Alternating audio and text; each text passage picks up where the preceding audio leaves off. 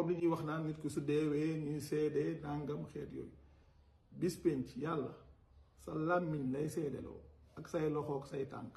nit ñi seede yi ñuy seede fii soppiwul dara ca la nga doon jëf ay ñëw wax di rafetal noonu ko nit ñi defee mbiru aada yooyu loolu du sax njàngalem yàlla.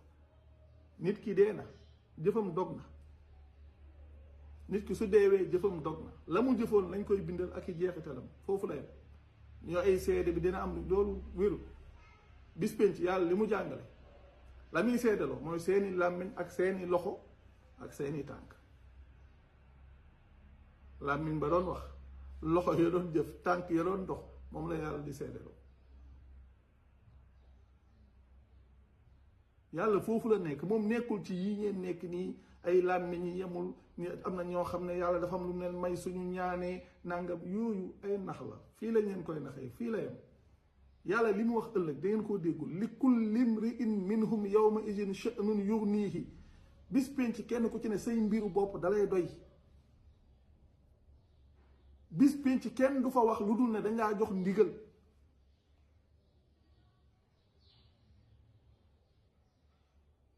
loolu lu leer la loo xam ne lu alxuraan la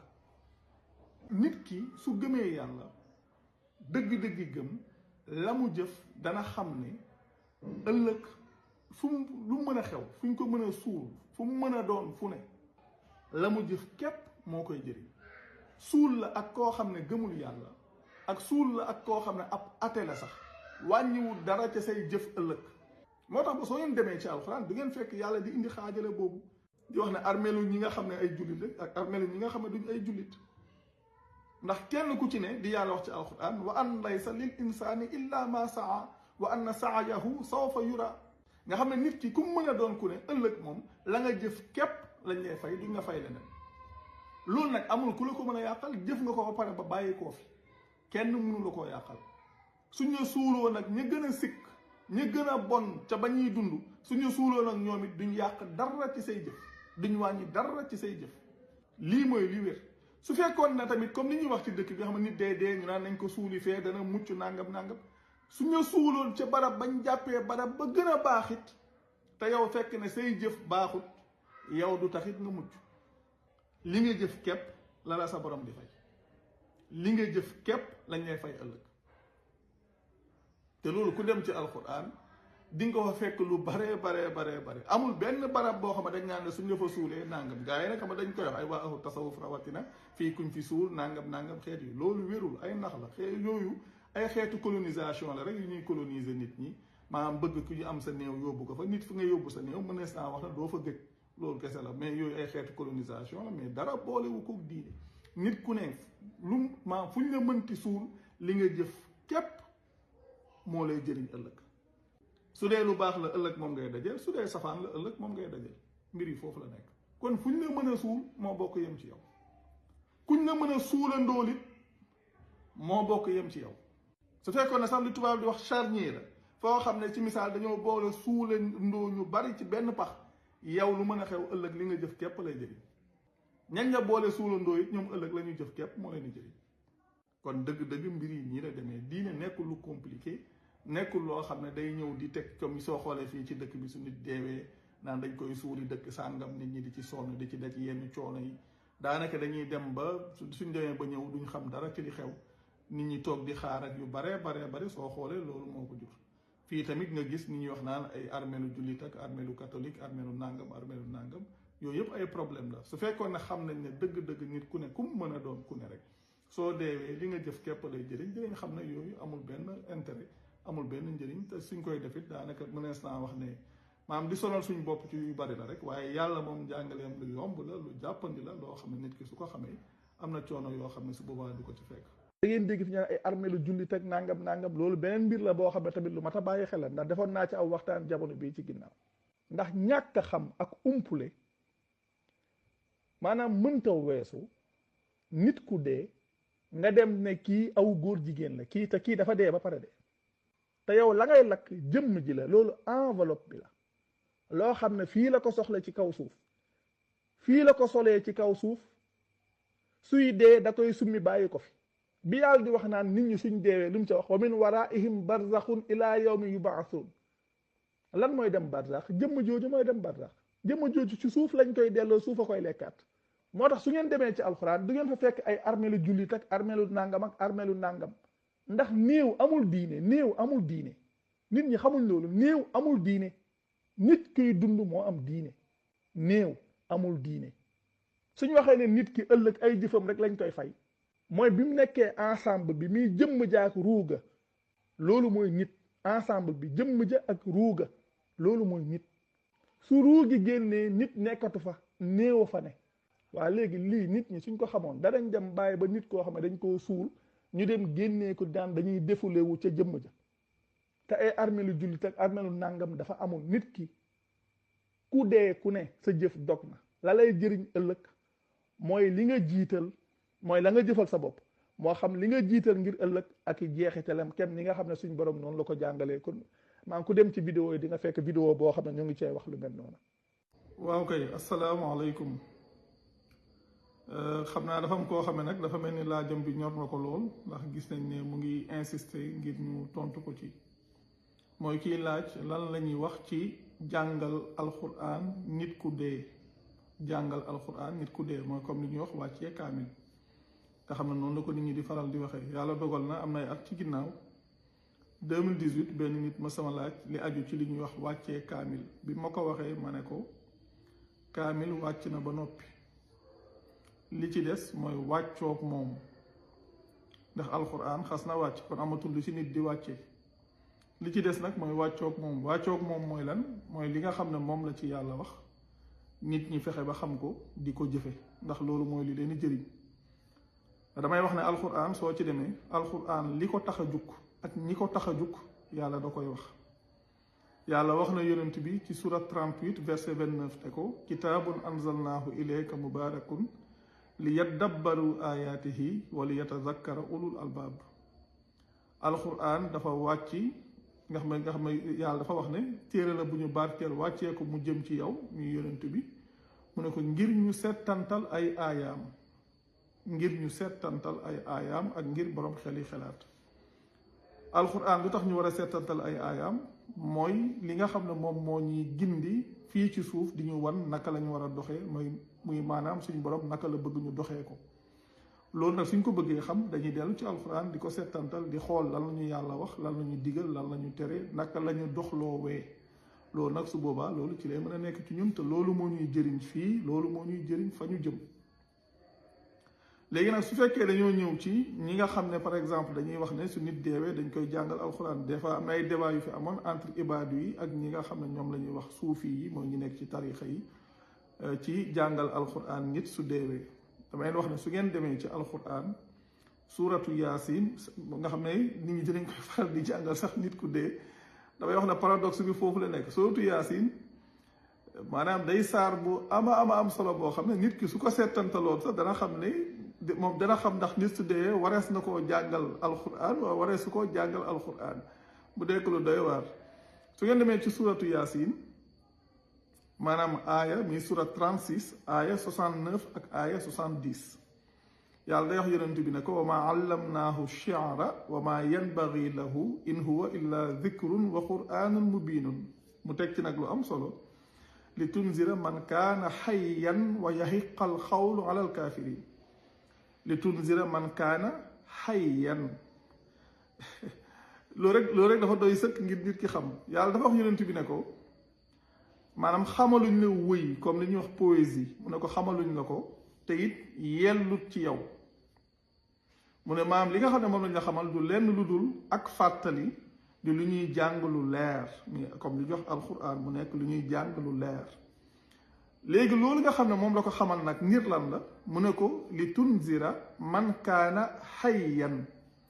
ngir nga xupp koo xam ne day dund mooy leen kon ku dee lu ca yoonam ku dee kay loolu kay ku dee yoonam newu ca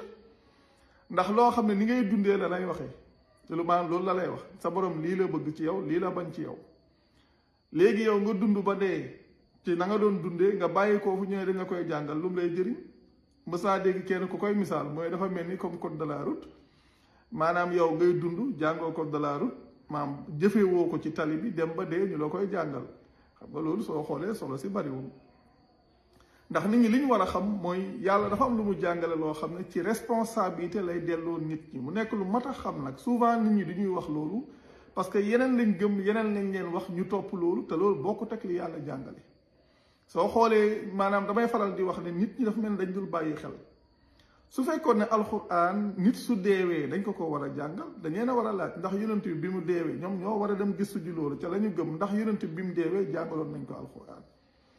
nga gis tamit fii ci dëkk bi maanaam chaque année da ngay gis nit su deewee chaque at ñooy dañ koy defal ñaan dañ koy defal sarax dañ koy defal nangam léegi te war nañ leen a laaj est-ce que yonent bi moom bi mu fi bàyyi ko boobaa ak léegi dañ koy defal bisub ñaan bis ba mu deewee wala dañ koy defal sarax wala dañ koy defal nangam. yooyu yëpp ay mbir la yoo xam ne dafa war nit ñi di ci xelaat ak di ci bàyyi xel mais nag comme li may wax daanaka li fi nekkoon aada la maam ñu leen koy nga xam ne maam moom lañ leen doon jottali ñoom it defuñ benn effort ngir vérifier xool ndax loolu lu sax la ci diine yàlla wala saxu ci donte nag li ñu leen jàngaloon leneen la mi ngi jàngaleem ahlu sunna wal jamaa mais su ngeen demoon ci alquran di xool suñ borom li ma wax ci mbir yi di ngeen xam lan ngeen war a def ak lan ngeen war a def ndax nit ki su deewee ana lan moo koy jëriñ. su ngeen demee ci suuratu yaasin ba tey aaya 12 mu nekk aaya bu am solo yàlla dafa wax ne inna nahnu nuhyil mawta wa naktubu maa xaddamu wa aathaarahum wa naktubu maa xaddamu wa aathaarahum wa kulla shay'in ahsaynaahu fii imaamin mubin yàlla dafa wax ne ñun ñooy dundal ku dee te danañu bind nga xam ne nit ki ci yow sa bopp li ngay bindal yàlla mu ne te danañu bind la mu jiital mooy la nga xam ne da koo jëfoon bi muy dund ngir ëllëg loolu lañ koy bindal ak la nga xam ne mooy jeexitaloo ca la nga xam ne da koo jiitaloon ngir ëllëg damay wax ne nit ki la mu jëf lañ koy bindal waaye yàlla waxul lañu ko jëfal déedéet lay jeexitaloo ca la nga jëf mooy comme par exemple moo xam comme ni ñu koy jàngalee ci yenn téere yi su fekkoon ne da ngaa bënnoonu teen def ko ngir yàlla nit ñi di ci jëriñu liñ ciy jëriñu dañ la koy bindal soo deewee teen boobu wëy nit ñi di ci jëriñu lu mën a xew dañ la koy bindal loolu sa jeexitalu jëf la jeexitalu jëf mooy li nga jiital xam nga da nga ko def yow ngir yàlla ak lay jeexitaloo ca loola loolu la yàlla wax ne la ñuy bindal nit ki lañ lay jëfal sa ginnaaw at mu ne ñu ne nañ ko saraxeel at mu ne ñu ne nañ ko jàngal kaamil at mu ne nañ ko nàngam loolu bokku ca la nga jiitalal sa bopp la yow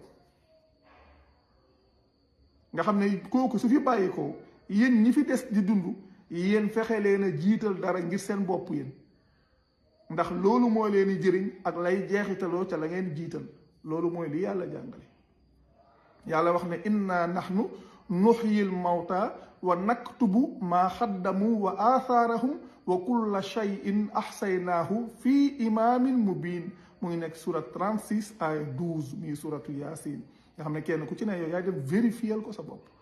mu am tamit beneen boo xam ne yàlla wax na ko aussi ci suratu najmi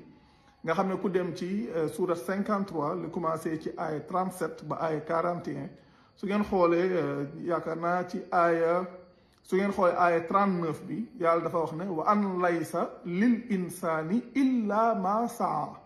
nga xam ne bis pénc li yàlla jàngale boppam nit ki la ko fay jëriñ mooy la mu jëf kepp la mu jëf moo koy jëriñ nekkul luñ ko jëfal yàlla waxu ko de la mu jëf la wax wa anna sa'yahu sawfa yura summa yujzaahu al-jazaa al-awfaa ba ci moom mooy nekk ci aaya 41 bi kenn ku ci ne yooyu yaay dem vérifier ko sa bopp fii nag da ngay dégg ñu naan ñu tudd waaye damay jullil maa samay waajur damay ajal samay waajur loolu yëpp dara wéru ci sa waajur fi bàyyi ko kooku jëfam dog na mënoo koo jullil sa waajur fi bàyyi ko kooku jëfam dog na mënoo koo ajal yooyu wérul du njàngalem yàlla te kam li may wax du yàgg mukk ba nit indi ab aaya buy saxal loolu amul lii la yàlla jàngale ci jëf mu nekk lu kenn ku ci ne mën a vérifier boppam wax naa aaya yi wax naa référence yi kenn ku ci ne mën nga ko vérifier sa bopp yaa koy gisal sa bopp xam ne yàlla lii la jàngale te yàlla li mu jàngale noflaay la li may wax ne yàlla diineem dafa yomb dafa jàppandi yi nit ñi dugal ci mbir yi nag mooy sonal nit ñi mbiru ñaan yi ay coono la ci nit ñi nekk ay coono ci famille yi nit ñi di dagg seeni yitte lu ne ñu ciy tàbbi te fekk li am solo te yàlla di ko jàngale mooy nit ku ci ne bi ngay dund bàyyil xel sa ëllëg loolu muy wax ci suratu Hashr muy surat 59 di wax de yaa ayyuha alladina amanu taqullaha wal tanzur nafsun maa xaddamat li gadin wattaqullaha inna allaha xabirun bima taamaluun wala takunu kalladina nasullaha fa ansaahum anfusahum ulaika humul faasiquun yàlla di wax ne yéen ñi gëm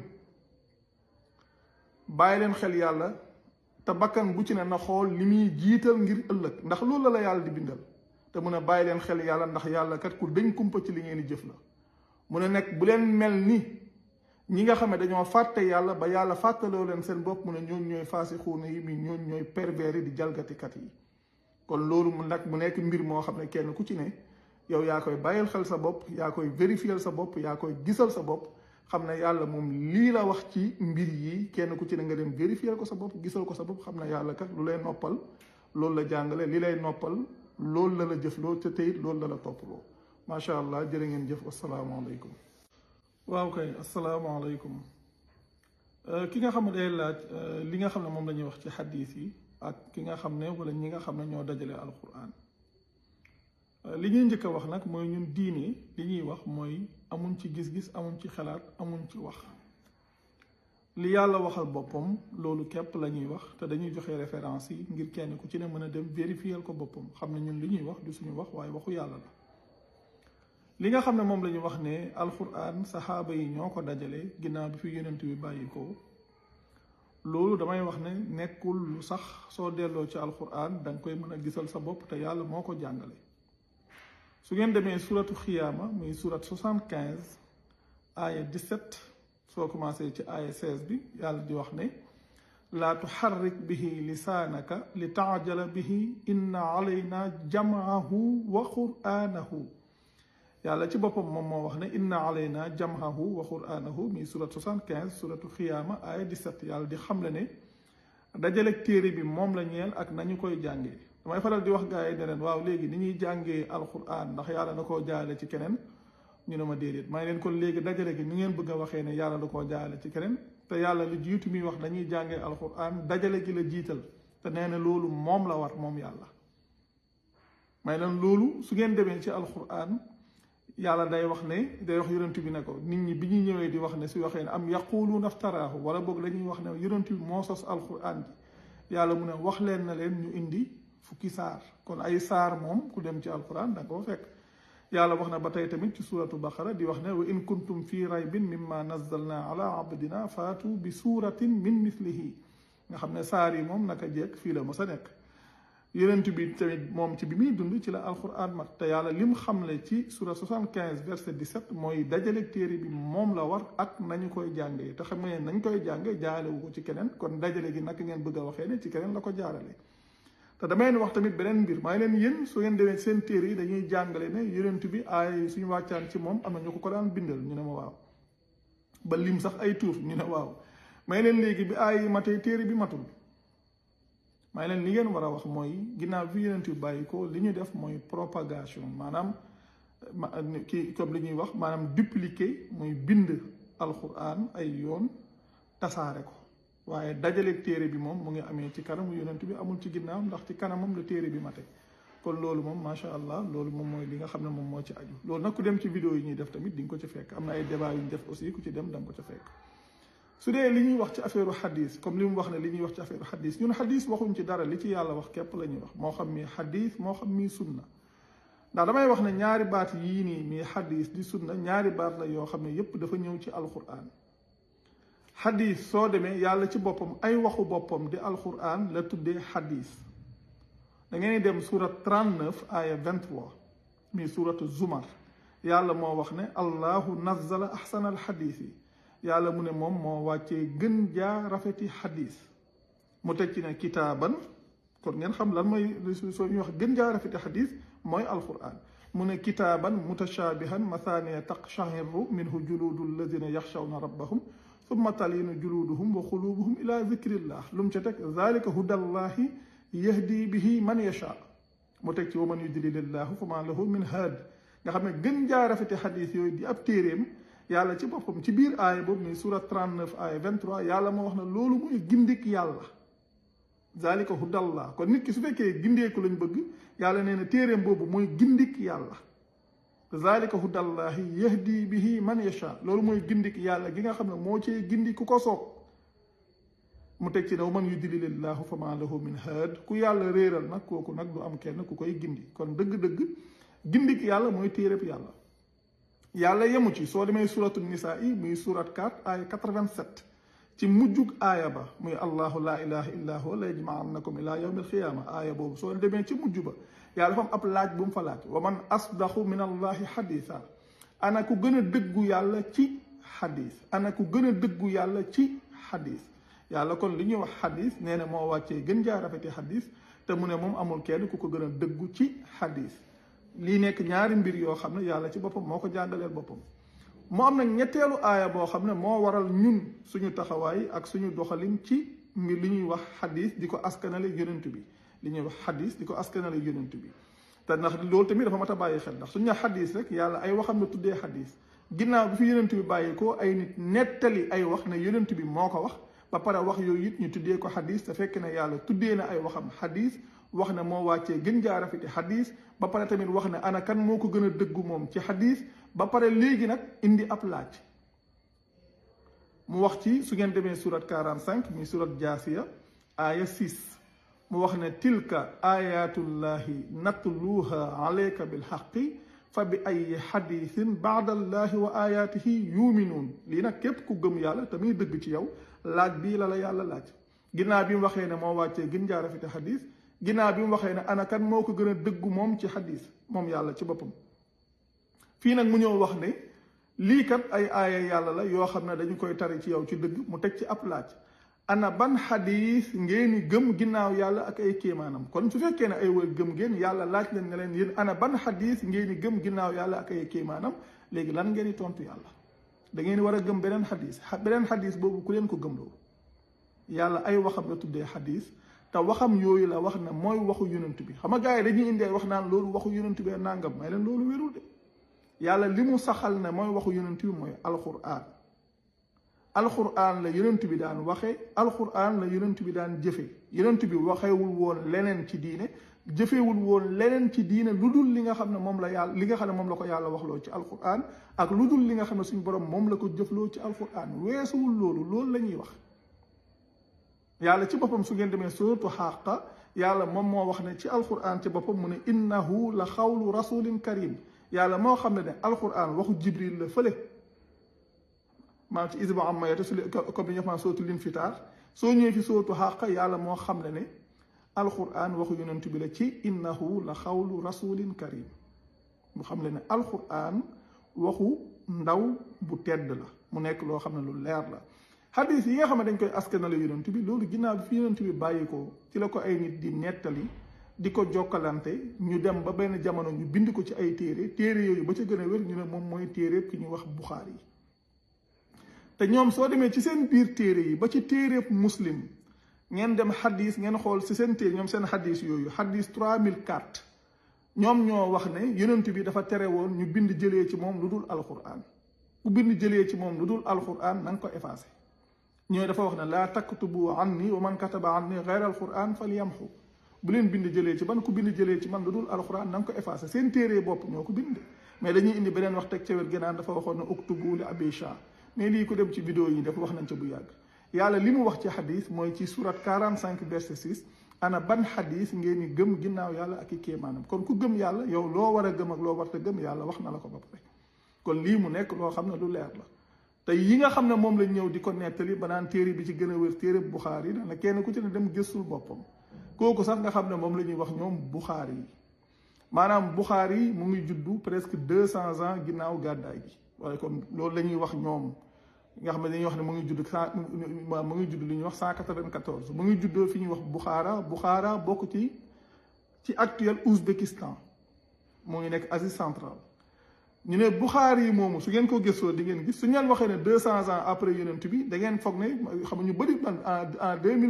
en 2017 bi ñu waxee ci affaire Buxaari dañ ne ñoom dañoo foog nit ñi dañoo foogoon ne Buxaari yi yonent bi da daan wax muy bind ma ne yonent bi presque 200 ans après yonent bi la ñu wax ne la judd su ngeen gëstoo ba tey di ngeen gis ñu ne téere bu ñuy askanale Buxaari yi ñoo ngi ko njëkk a gis 239 ans ginnaaw bi ñu waxee ne Buxaari yi moomu dee na ba pare ça veut dire que Bukhari 200 ans après yonent bi 239 ans après Bukhari lañ njëkk a gis téere bu ñuy askanale Bukhari te téere boobu amul benn manuscrit fragment de manuscrit sax amul kenn musul gis téere Bukhari kenn musul gis fragment bu jugee ci téere Bukhari te soo demee ci Ibnu Hajar al Asqalani nee na moom ca ba muy bind moom ba ñuy bind moom saraam boobu fekkoon na mu am 13 versions ci benn téere bu ñëw boo xam ne dañ koy askanale ko tudd Bukhari 13 versions yu wuute nag kon li leen yàlla wax ci xadis lii la li leen gars yi di wax ci xadis lii la ndax faaw ngeen ràññee islam sunnisme ak chiisme chiite yi am nañ seeni xadis sunnite yi am nañ seeni xadis diine yàlla nag alquran moo koy jàngale ndax islam moo mag yonent bi moo mag yonent yàlla Isa moo mag yonent yàlla Moussa yonent yépp ci islam dañu nekkoon mu nekk lu leer nekk lu yàlla jàngale lii ñu wax nag kenn ku ci ne yooyaa dem vérifier ko sa bopp yaa koy gisal sa bopp jërë ngeen jëf wasalaamaaleykum.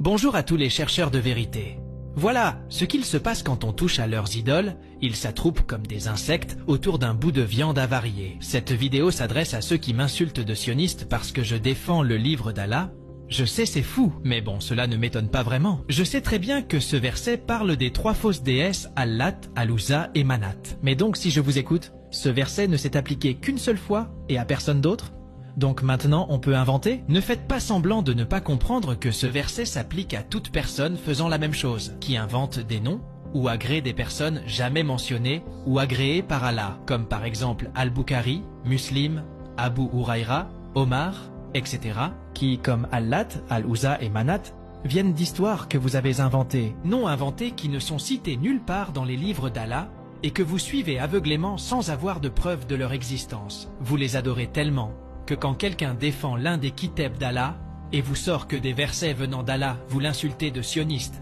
et vous ne vous rendez même pas compte que c'est pas à moi que vous vous attaquez, mais aux versets et aux livres d'Allah. Vous m'insultez sans donner d'arguments évidents. Mais c'est pas moi qui suis des histoires rapportées par des Israélites inconnus et qui en fait une science. C'est pas moi qui suis des histoires où le messager fait caca sur des pierres. C'est pas moi qui suis des histoires où Moïse court tout nu. C'est pas moi qui suis des histoires où Allah montre sa cuisse. C'est pas moi qui suis des histoires où la femme du messager dit qu'elle nettoie son sperme à qui veut l'entendre. C'est pas moi qui suis des histoires où le messager préfère écouter un conteur d'histoires que d'aller accomplir la salat.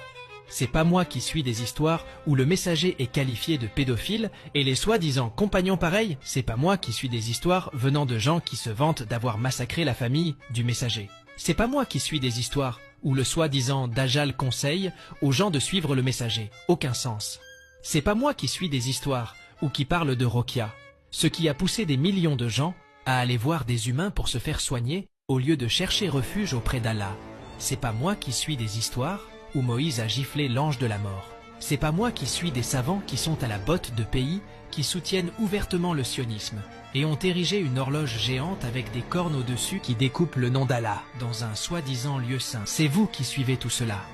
Des histoires inventées par des gens inventés alors que